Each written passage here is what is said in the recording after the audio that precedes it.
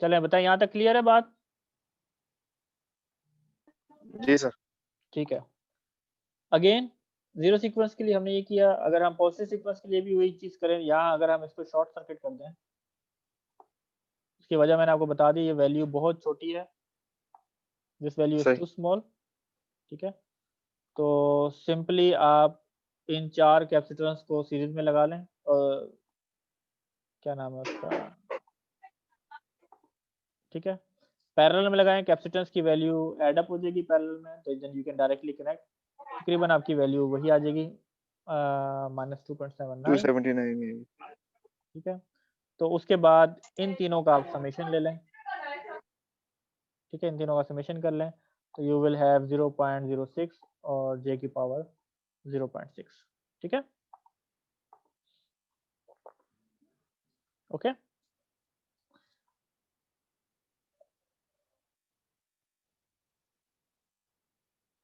यहाँ तक बात क्लियर? जी sir. At the end, same with the negative sequence. Okay, this is also short circuit. लेकिन अब यहाँ पे ये देखें, ऑब्वियसली जब आप इसको सिंप्लीफाई करेंगे, तो ये जो कैपेसिटेंस है, ठीक है, राइट, ये जो कैपेसिटेंस है ऑब्वियसली पैरेलल में तो आ जाएंगी, लेकिन the smaller values are in parallel the bigger value, तो फिर इसकी जो इम्पिडेंस है वो डोमिनेंट हो जाएगी, तो then this impedance is there. Okay, तो जो कैपेसिटेंस की वैल्यू है वो बिगर वैल्यू है in parallel with the smaller value, तो इन पैरेलल आपका जो स्मॉलर वैल्यू है वो डोमिनेंट होती है। ओके, तो अब इसको आप इक्विवेलेंट सर्किट में सीरीज में कनेक्ट करें, तो ये जो इम्पिडेंस है equivalent Thevenin impedance of zero sequence impedance minus J279, this is the positive sequence circuit. ठीक है, और ये आपका नेगेटिव सीक्वेंस इम्पिडेंस आ रहा है, so you connect them all in series and you don't have any impedance fault impedance, so that's why you have direct connection over here। अब आप इस सर्किट को सॉल्व कर सकते हैं, सिंपल, यहाँ पे V0 U1 और U2 U0 U1 और U2 कैलकुलेट करें और इसमें टोटल फॉल्ट करंट को कैलकुलेट करें। बात क्लियर है जी? सही सर। अच्छा, it can be seen that, अब इसको थोड़ी सी कुछ कमेंट्स मैंने यहाँ पे लिखे हैं, the impedance in the zero sequence system is equivalent to the zero capacitance. अच्छा, याद रखिएगा ये ज़्यादा ऑल केसेस में एप्लीकेबल नहीं है, फॉर द पर्टिकुलर केस में एप्लीकेबल इस सेंस में है कि हमारे पास जो ग्रिड की इम्पिडेंस है वो dy5 की वजह से ओपन सर्किट हो गई थी, अदर वे अराउंड उसकी जो इम्पिडेंस है अगर वाई वाई कनेक्शन होता तो इम्पिडेंस डोमिनेट करती। ठीक है, स्मॉलर वैल्यू। तो इस केस में जो जनरल कमेंट दिया है, जीरो सीक्वेंस सिस्टम में जीरो सीक्वेंस कैपेसिटेंस, जो कैपेसिटेंस की वैल्यू वो डोमिनेंट है, the shunt impedance in the positive sequence system is equivalent to the effective capacitance। ठीक है, the positive current is not flowing over the effective capacitance because the impedance in parallel branch is smaller। तो वो इस चीज़ की बात करें तो यहाँ पे जो इफेक्टिव कैपेसिटेंस की वैल्यू जो मैं बता रहा हूँ वो वहाँ से करंट फ्लो नहीं कर रहा है, बेसिकली यहाँ से फ्लो करेगा, और the impedance in the network sequence is very small and can therefore be neglected। तो यहाँ पे अगर हम यहाँ देखें, ये जो इम्पिडेंस है वो क्वाइट स्मॉल है एज कम्पेयर टू दिस, क्योंकि सीरीज में बन रहा है, तो इस वजह से इसको हम चाहें तो नेग्लेक्ट कर लें, तो VU2 तो होगा ऑलमोस्ट जीरो आ जाएगा इस सूरत में। ठीक है, और यहाँ पे अगर इक्विवेलेंट करिए शॉर्ट सर्किट होगा तो इसकी ये इम्पिडेंस नेग्लेक्ट हो जाएगी, ये डोमिनेट करेगी, और इन दोनों का सीरीज कॉम्बिनेशन बनना सकता है।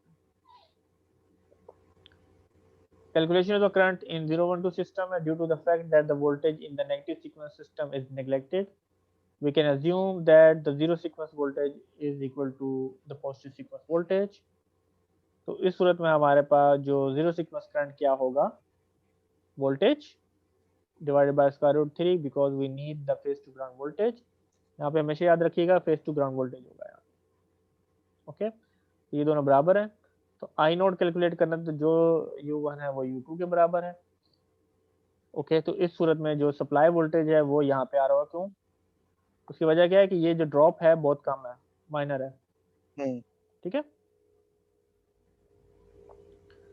तो हम डायरेक्टली इस सिस्टम में जीरो सीक्वेंस करंट कैलकुलेट करते हैं विद सम अप्रोक्सीमेट वैल्यू, तो उसमें हमारे पास जो करंट आएगा वो 21 एम्पेयर आ जाएगा, ठीक है। Complex, because purely capacitive current है। अच्छा, अब हमने फॉल्ट करंट कैलकुलेट करना है, तो वो हमने डिफाइन किया था, वो अब होगा 3 times of zero sequence current होगा। तो एक्चुअली जो एबीसी सिस्टम में फॉल्ट करंट फ्लो हो रहा होगा, that would be 63 ampere. The calculation of the earth fault would be 63 ampere. अगर हम इसको वेरीफाई करना चाहें, अगर हमने अभी सिस्टम को ऊपर अप्रोक्सीमेट किया था, तो हमने कहा, क्या देखा था कि ज़्यादातर जो इसमें जो इफेक्ट है वो कैपेसिटिव करंट का है इस सिस्टम में, ठीक है। फॉर एग्जाम्पल हेयर, यहाँ पे देखें हमने क्या कहा कि जो ये वोल्टेज यहाँ पे वो आ रहे हैं जो इसके अक्रॉस में है, तो ये वैल्यू क्या है? प्रीडोमिनेटली कैपेसिटिव वैल्यू है, ठीक है। तो अगर हम एबीसी सिस्टम में जाएं, तो एबीसी सिस्टम में अगर हम कैपेसिटर के थ्रू करंट कैलकुलेट कर लें, तो उसमें भी अप्रोक्सीमेट आपके पास सेम रिजल्ट आ जाएगा, ठीक है। तो ये आपके पास कैपेसिटर के जो केबल की जो कैपेसिटेंस की कैपेसिटेंस है, इक्विवेलेंट केबल वैल्यू की जो लेके कैपेसिटेंस है, ठीक है, वो use that value, equivalent value. हाँ, इक्विवेलेंट वैल्यू। तो उससे हम जो कैलकुलेट करें, तो वो भी तकरीबन उससे डायरेक्टली अप्रोक्सीमेट वैल्यू आपको प्रोवाइड कर देते हैं। This is just for the verification, ठीक है। ठीक। अच्छा जी, अब इसका थोड़ा सा वोल्टेजेस निकाल लेते हैं कि हेल्थी फेस पे क्या वोल्टेजेस आएंगे एबीसी सिस्टम में। तो फिर स्टेप में हमने क्या किया, जो नेगेटिव सीक्वेंस वोल्टेज है वो आपका 0 है, अप्रोक्सीमेट लिखा हुआ है, ठीक है, वो 0 है। जो 0 और पॉजिटिव सीक्वेंस है वो बराबर है, जो कि सप्लाई वोल्टेज के बराबर है, ठीक है। साइन या नेगेटिव आ रहा है, अगर आप इसको साइन कन्वेंशन अगर आप देखें, फॉर एग्जाम्पल कैपेसिटर्स की वैल्यू की वजह से यहाँ पर अगर देखें तो ऑपोजिट आएगा, ठीक है।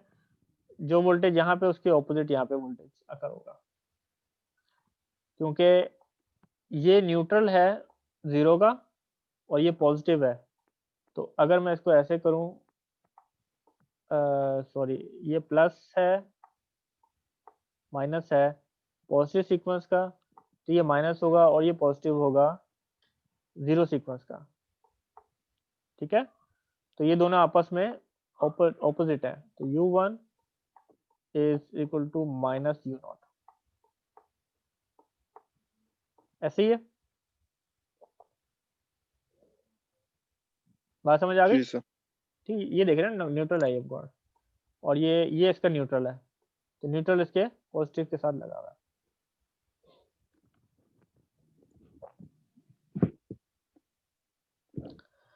अगर हमारे पास ये सिस्टम है, तो उसके एबीसी सिस्टम में हम ट्रांसफॉर्मेशन मैट्रिक्स जो मैंने आपको बताया था उसको अप्लाई करके हम एबीसी वोल्टेज कैलकुलेट कर सकते हैं। ये सिंपल ट्रांसफॉर्मेशन मैट्रिक्स से मल्टीप्लाई किया, तो उस सूरत में फेज ए पे वोल्टेज क्या आएगा?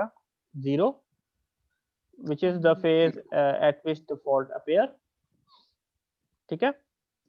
और सही।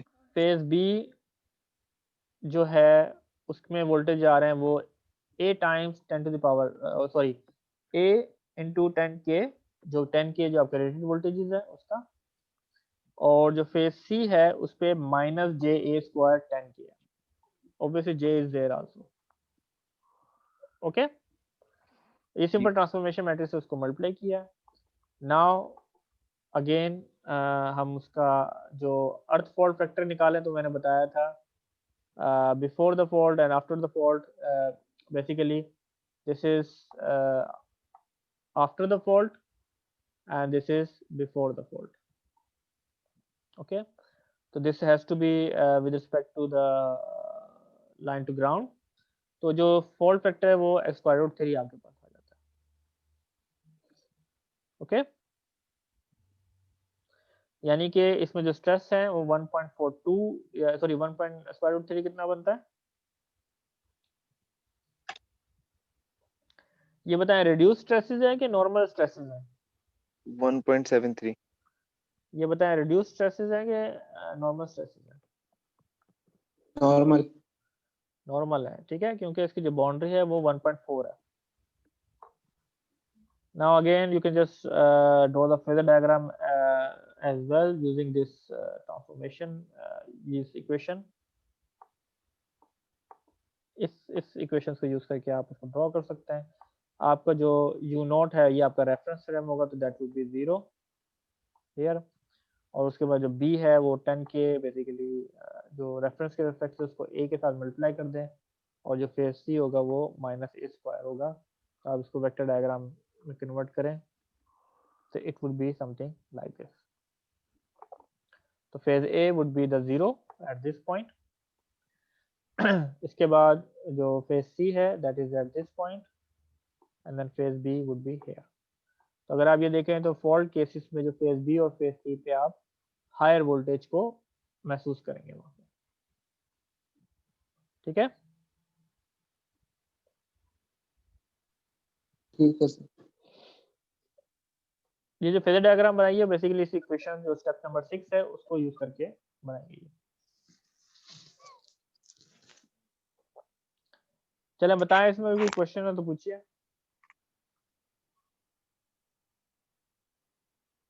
सर ये रिड्यूस और स्ट्रेस और वो वाला स्ट्रेस एक मिनट दोबारा समझा दें। उसमें मैंने ये नॉर्मल बताया स्ट्रेस था, और एक रिड्यूस। फैक्टर डिफाइन किया हुआ है स्टैंडर्ड्स के तहत कि जो आपके पास जो ये जो फॉल्ट फैक्टर आपने कैलकुलेट किया है इसकी जी जी वैल्यू अगर 1.4 से लेस है 1.4 से लेस है तो वो आपका रिड्यूस स्ट्रेस में आता है, दिस वैल्यू। लेकिन अगर ये वैल्यू स्ट्रेस किस स्ट्रेस से मुराद ये है कि जो वोल्टेज कितना राइज हो रहा है ना, वोल्टेज की इंसुलेशन के ऊपर स्ट्रेस आ रहा है ना, सही ठीक है। इंसुलेटिंग रेटिंग मैंने ये तो क्या बताता है, इंसुलेटिंग रेटिंग बताता है ना, इंसुलेशन जी फैक्टर। जी जी तो बेसिकली सही आपने कैलकुलेट करना है, जो केबल आप चूज कर रहे हो उसकी इंसुलेशन रेटिंग क्या होगी, ठीक है। तो अच्छा अगर मैं 10 सही केवी सिस्टम ले रहा हूँ विद रिस्पेक्ट टू दिस, मैं इसको मल्टीप्लाई करूंगा √3 से, ठीक है। उसकी जो इंसुलेशन रेटिंग होगी वो तकरीबन 17 के जो है इतनी विदस्टैंड कर सके, क्योंकि √3 1.7 है ना। जी जी जी तो 17 के या 18 के जो है, अगर से स्टार्ट जाना है 18 के जो है ये मैक्सिमम वोल्टेज जो है जो बर्दाश्त कर सकते हैं। केबल बर्दाश्त कर सके। उसकी रेटेड वोल्टेज 10 सही केवी ही है। यू विल सही ऑपरेट सही सही नॉर्मल स्टडी स्टेट एनालिसिस में 10 केवी में करोगे, लेकिन जो मैक्सिमम वोल्टेज जो इसकी कैपेबिलिटी है withstanding capability that should be equal to 18 kilowatt. उसकी वजह ये है कि अगर single phase to ground fault आएगा तो इन दोनों केबल के ऊपर फेज बी और फेज सी के ऊपर अप्रोक्सीमेटली यानी कि 17 केवी के अगेंस्ट वोल्टेज आ रहा होगा, ठीक ठीक ठीक है। ठीक ठीक तो इस वजह से we calculate this earth fault factor. सही फेजर डायग्राम वगैरह की आपने प्रैक्टिस वगैरह की हुई कि नहीं? मैंने जो टास्क दिए थे लास्ट क्लास में उसको कर लीजिएगा, ठीक है। जी सर और ये ट्रांसफॉर्मेशन जो है, ट्रांसफॉर्मेशन मैट्रिक्स, फॉर एग्जांपल अगर आपको वोल्टेजेस गिवन है 0 1 2 0 पॉजिटिव और नेगेटिव, तो how to convert into ABC system, और अगर इफ एबीसी टू 0 1 2 सीक्वेंस में कन्वर्ट करना है तो वो ट्रांसफॉर्मेशन मैट्रिक्स क्या होगा, ठीक है। सही सर। सर आप ये अपलोड कर दीजिएगा ये वाला